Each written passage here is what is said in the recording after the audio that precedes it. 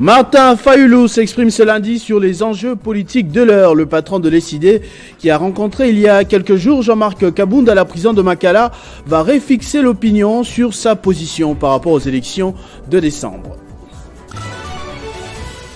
Le candidat unique de l'UNPC Kinshasa pour le congrès national d'octobre est Jean-Marie Kassamba.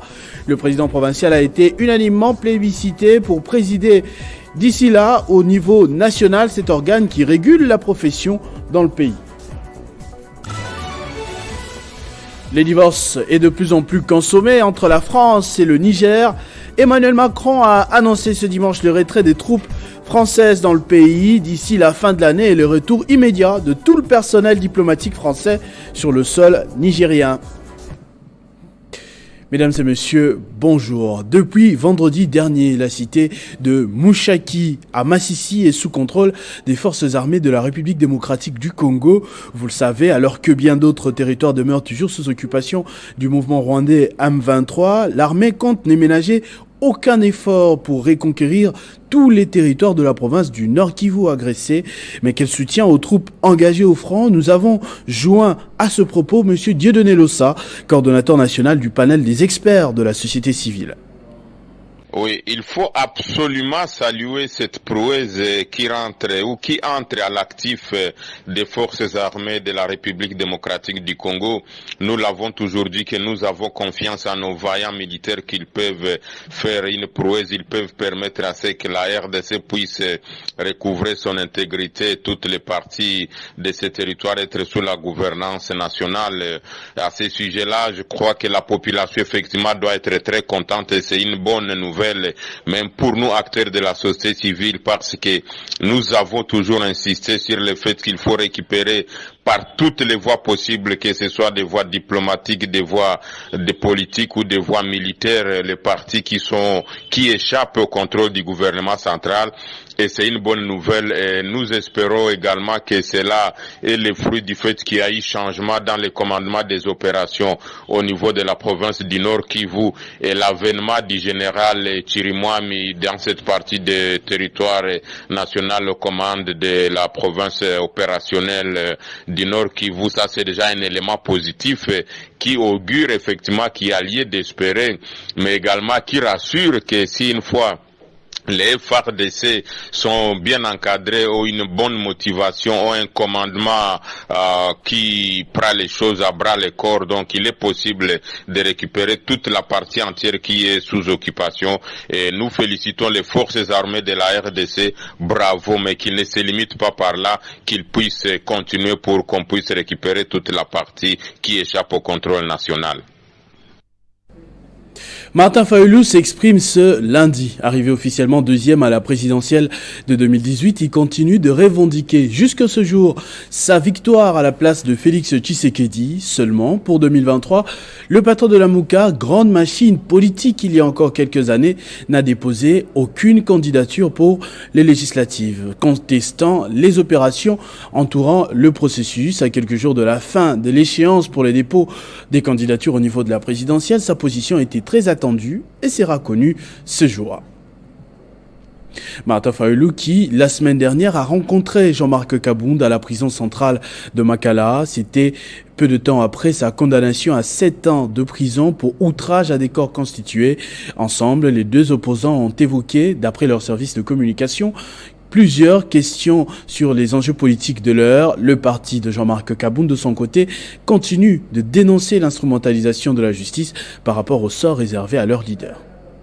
La sévérité de la peine infligée à Jean-Marc Kabound n'a d'égal que la nature profondément rancunière du régime au détriment de la vérité et de la justice. C'est en ces termes que l'opposant Martin Fayulu a réagi à la peine de 7 ans prononcée contre Jean-Marc Kabound. Si, au niveau national, le parti a rejeté la sentence, au niveau des 4 fédérations en synergie de la ville-province de Kinshasa, la réaction reste la même. Nous rejetons la décision politique rendue par la Cour de cassation en date du 10 septembre 2023, faisant ainsi la volonté du régime en place qui n'agirait que d'écarter l'honorable Jean-Marc Kabound de la course à la présidentielle de décembre prochain, ainsi que notre parti politique Alliance pour le changement, du processus électoral. L'opposant Martin Fayoulou ne s'est pas arrêté que sur les réseaux sociaux. Le week-end dernier, il est allé rendre visite à Jean-Marc Akabound à la prison centrale de rééducation de Makala, où il a passé 1 heure d'échange. Ensemble, ils ont abordé les questions majeures du pays, les processus électoraux, les enjeux en cours et dénoncé l'instrumentalisation de la justice dont est victime Jean-Marc Akabound. Justice et affaire Bukanga Lonzo. Après 3 semaines accordées à la défense pour s'imprégner des pièces du dossier dans cette affaire qui oppose Matata Pogno, Deogracias Mutombo, Christo Grobler au ministère public, les audiences vont se poursuivre ce lundi à la Cour constitutionnelle. L'ancien Premier ministre continue de clamer son innocence et ne reconnaît pas la compétence de la Cour à pouvoir le juger, surtout que cette dernière s'était déjà déclarée incompétente auparavant. Média à présent, Jean-Marie Kassamba vient d'être unanimement désigné candidat président national de l'Union nationale de la presse du Congo aux prochaines élections. C'était au cours de l'Assemblée générale ordinaire, travaux organisés hier dimanche autour du thème Comité UNPC Kinshasa 2 ans après son investiture. Bilan, perspective et son apport au congrès extraordinaire de l'UNPC national dont les assises sont prévues au mois d'octobre prochain. Le journaliste de la capitale congolaise regroupé au sein de l'Union nationale de la presse du Congo, UNPC en sigle, section de Kinshasa, ont participé et répondu présents à l'invitation, premier d'entre eux, Jean-Marie Kassamba, pour prendre part à l'Assemblée générale ordinaire afin de faire le point sur la gestion de leur section. Réfléchir les projections mais aussi de s'apprêter pour une participation efficiente lors du congrès extraordinaire de l'UNPC. Des échanges fructueux et à cœur ouvert dans un climat de confrérie absolue ont pondu quelques résolutions, entre autres la désignation de Jean-Marie Kassamba par ce père journaliste de Kinshasa afin d'être le candidat au poste de président national de l'UNPC lors du congrès extraordinaire électif. Une autre résolution retenue par les participants à ces travaux, c'est celle élevant au titre du président d'honneur et grand mécène de l'UNPC Kinshasa, le professeur chef cuisinier et candidat député national pour la Tchangou, Jean-Marcel Mbikai, propriétaire du site hôtelier Holiday chez Mbikai, un cadre de distinction situé dans la commune de Lansele. Pour joindre l'utile à l'agréable, un repas copieux au rythme des grands festins a sanctionné ces moments conviviaux au cours desquels les chevaliers de la plume de Kinshasa ont promis de se battre pour faire de Jean-Marie Kassamba président national de la corporation. En parlant des médias, justement, sachez que Jean-Marie Kassamba recevra au cours d'une émission spéciale l'icône de la presse Kibambi Shintoa et témoin vivant de l'histoire politique de la RDC depuis déjà 30 ans. Il sera célébré au cours d'un plateau spécial. Donc, les contributions et vidéos, témoignages sont attendus à cet effet pour cette émission à suivre spécialement ce mardi. Le président de la fondation Simba Doudou a volé au secours des élèves du complexe scolaire Kakombe. Nous sommes à Molongwe, dans la province du Sud Kivu. Il a, sur fonds propres, équipé leur école dont l'État laissait à désirer. Étant passé lui-même par cette école, Doudou Simba a voulu sauvegarder un établissement scolaire qui a fait la fierté de la région en produisant nombre d'élites à la République démocratique du Congo. Pour cette énième action en faveur des populations du Sud Kivu, Doudou Simba était accompagné des membres de sa fondation. Ayant constaté l'état de ruine de l'école avec notamment des murs qui menacent d'écroulement, Doudou Simba a promis un fonds pour une réhabilitation, mais en attendant, avec sa fondation, le philanthrope a doté l'établissement scolaire des pupitres, dont de sa fondation. En présence d'élèves ainsi que des parents d'élèves, principalement des mamans, Doudou Simba a témoigné de l'amour pour l'école qu'il a formée. J'avais aussi étudié la maternelle ici. Après un long moment, je me suis dit qu'il fallait que je visite mon école d'enfance.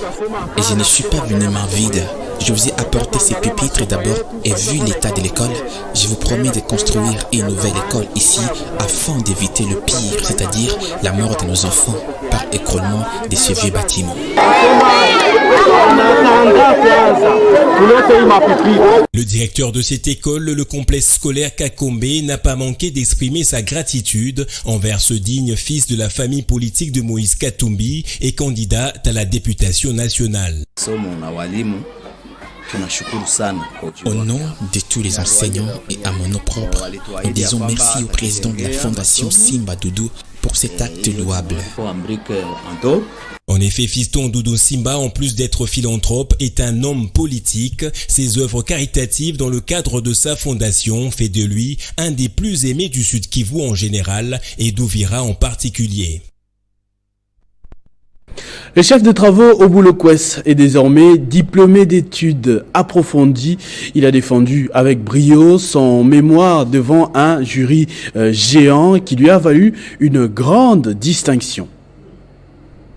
C'est sous le thème « Les radiotableaux dans les paroisses catholiques de Kinshasa approchent de la sémiotique cognitive » que le chef des travaux au Boulot-Quest a défendu avec brio son mémoire de diplôme d'études approfondies DA à l'Institut facultaire des sciences de l'information et de la communication. C'était devant un jury géant présidé par le professeur ordinaire François-Xavier Boudibani et avec comme membre le professeur Edine Tambwe, Paul Massé, Fidèle Makiese et Nsampanga, ainsi que son promoteur, le professeur ordinaire Jean-Chrétien Ikambo. 3 moments forts ont marqué cette activité scientifique, à savoir l'exposé du récipiendaire, le débat contradictoire et la délibération à huis clos du jury. Résumant le thème de son mémoire, le récipiendaire a axé sa réflexion sur les tableaux d'affichage au sein de l'Église catholique particulièrement. Selon lui, derrière ces tableaux, il y a toute une idéologie, toute une philosophie de l'Église. L'Église catholique veut passer par ces tableaux pour communiquer, mais pas communiquer n'importe comment,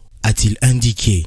La soutenance publique du mémoire de DA du chef des travaux au Boulot-Quest a été bien accueillie par le jury qui lui a accordé une mention grande distinction.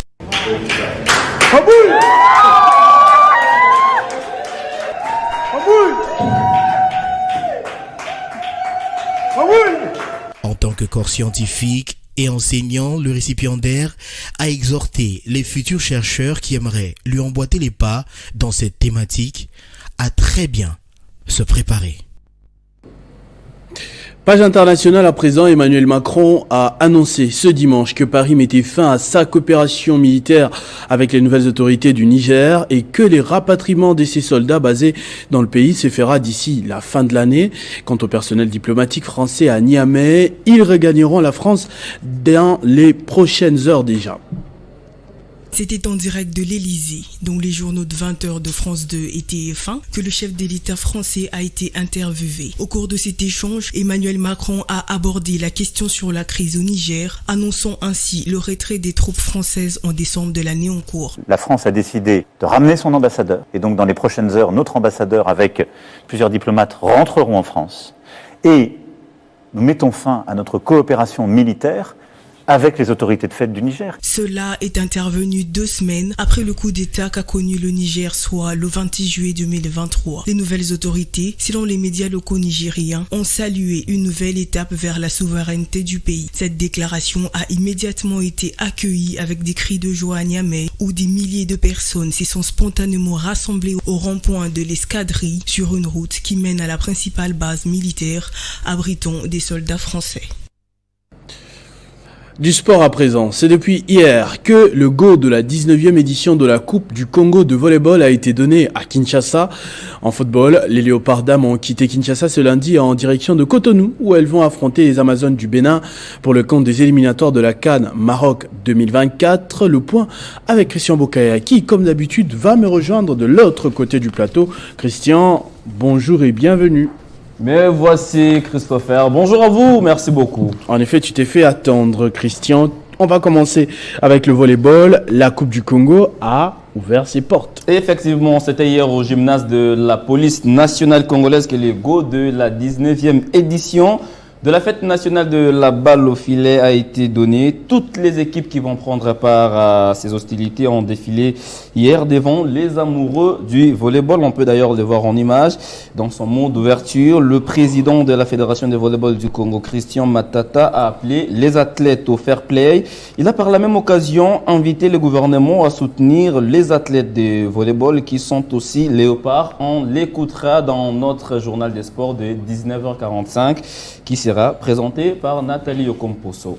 Très bien. Sur terrain, les équipes ont déjà montré leurs couleurs. Et vous avez dit, sur terrain, il y a le club champion du Congo, Espoir, qui s'est débarrassé de la police nationale au terme d'un match âprement disputé, 3-7-2. C'est le score qui a sanctionné, on va le dire ainsi, cette rencontre. Et les policiers avaient du mental d'acier dans ce match avant de tout lâcher au tie-break. Dans d'autres rencontres, Ouragan a battu Matala 3-7-0. Ubuntu s'est incliné devant la loi 1-7-3. Grim Team a tenu son rang face à Impala 3-7-0.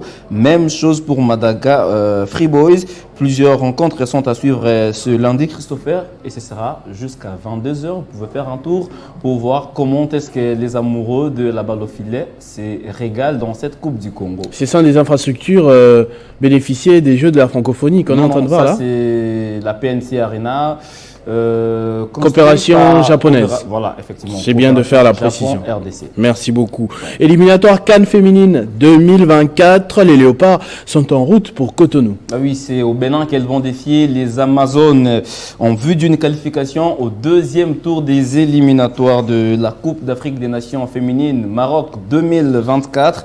Après leur victoire de 2-1 vendredi dernier à Kinshasa, les Léopards dames devront faire un résultat positif pour passer au second tour où elles affronteront le qualifié du match Libye-Guinée équatoriale. Le match RDC, plutôt Bénin-RDC, est à suivre déjà à partir de ce mercredi, à partir de 15h30. Et voilà, en cas d'une qualification, comme je le disais tantôt, la RDC va se qualifier au deuxième tour. En Ligue 1, Renaissance stagne, mais Mazembe cartonne. Les Corbeaux ont atomisé hier l'US Panda B52 d'Elikassi. Score final du match, 4 buts à brosse. Vous voyez déjà sur ce tableau.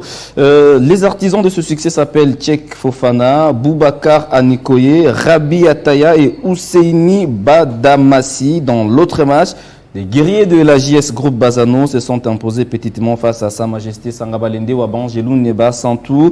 À Kinshasa, pas de vainqueurs ni de vaincus entre l'Olympique Club Renaissance du Congo et l'AC Kouya. C'était bien sûr hier au stade Tata Raphaël. Les deux formations se sont quittées sur le score de parité, soit un but partout. Les Oranges ouvraient le score à la 48e minute de jeu par l'entremise des chancelles Wantete avant que Marlin Capella ne remette les deux équipes à égalité.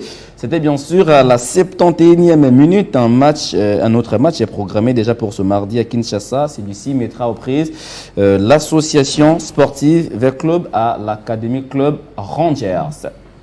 On va